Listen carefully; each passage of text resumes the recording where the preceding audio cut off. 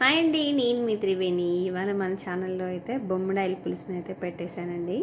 మంచి మసాలాతో చేసుకుంటే సూపర్ వాసన అయితే మన వీధి చివరి వరకు వస్తుందనమాట. అంత టేస్టీగా ఉంటుంది, అంత మంచి వాసనతో అయితే ఉంటుందన్నమాట. ఎలా చేయాలి ఇదైతే మా అమ్మ ఎప్పుడు చేస్తూ ఉంటుందండి. ఇవాళ మా వారు తీసుకొచ్చి మీ అమ్మ చేసినట్టుగా చేయమని చెప్పేశారనమాట. ప్రాసెస్ ఏంటో చూసేద్దామా.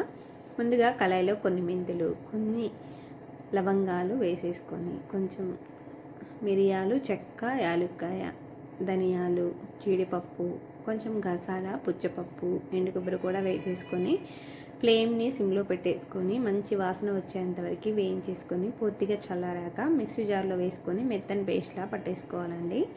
ఇప్పుడు శుభ్రం చేసి పెట్టుకున్న బొమ్మడాయిలు ఉన్నాయి కదా, దాంట్లో కొంచెం పసుపు, కారం, ఉప్పు, అల్లం పేస్ట్ వేసి ఒకసారి అంతా కలిపేసుకొని మనం ముందుగా పట్టుకున్న మసాలా పేస్ట్ కూడా కొంచెం వేసుకొని కలిపేసి ఒక గంట సేపు పక్కన పెట్టేసుకున్నాం అనుకోండి, ముక్కలకి ఉప్పు కారం అనేది పట్టేసి టేస్ట్ అనేది చాలా బాగుంటుందన్నమాట. అలా కలిపేసుకొని పక్కన పెట్టేసుకోని అనమాట. గంట తర్వాత వెడల్పాటి ప్యాన్ తీసుకొని కొంచెం ఆయిల్ వేసేసుకొని దాంట్లో కలిపెట్టుకున్న బొమ్మడాయిల ముక్కలన్నీ వేసేసుకొని అటు ఇటు తిప్పుకుంటూ ఒక పావు గంట సేపు అయితే అలా వేయించేసుకోవాలండి. అలా పావుగంట తర్వాత వేరే గిన్నెలో కొంచెం ఆయిల్ వేసేసుకొని సన్నగా తరిగిన ఉల్లిపాయలు, పచ్చిమిర్చి చీలికలు కూడా వేసుకొని దోరగా వేగాక ఫ్లేమ్ని సిమ్లో పెట్టేసుకొని వేయించేసుకోవాలన్నమాట. కొంచెం కరివేపాకు కూడా వేసుకొని మనం ముందుగా పట్టుకున్న మసాలా పేస్ట్ ఇంకొంచెం ఉంది కదా, అది కూడా వేసుకొని అడగంటకుండా తిప్పుకుంటూ వేయించేసుకొని కొంచెం కారం, ఉప్పు కూడా వేసుకొని 2 మీడియం సైజ్ టమాటాలు కూడా వేసుకొని మెత్తని పేస్ట్లా పట్టేసుకొని వేసేసుకోవాలండి.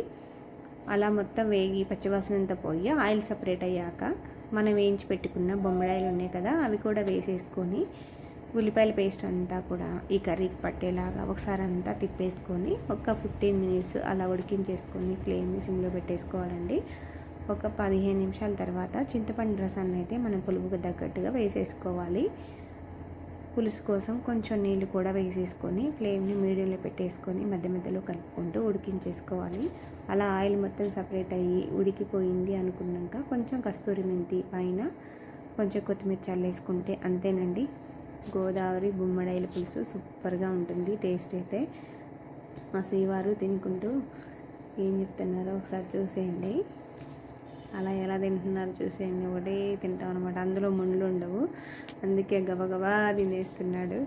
టేస్ట్ అయితే చాలా బాగుంటుందండి. వీడియో నచ్చితే కనుక లైక్ చేయండి, మన ఛానల్ని సబ్స్క్రైబ్ చేసుకోండి. ఇలాంటి మంచి వీడియోస్ కోసం మన ఛానల్ని సబ్స్క్రైబ్ చేసుకోండి. థ్యాంక్స్ ఫర్ వాచింగ్ అండి. నేను మీ త్రివేణి.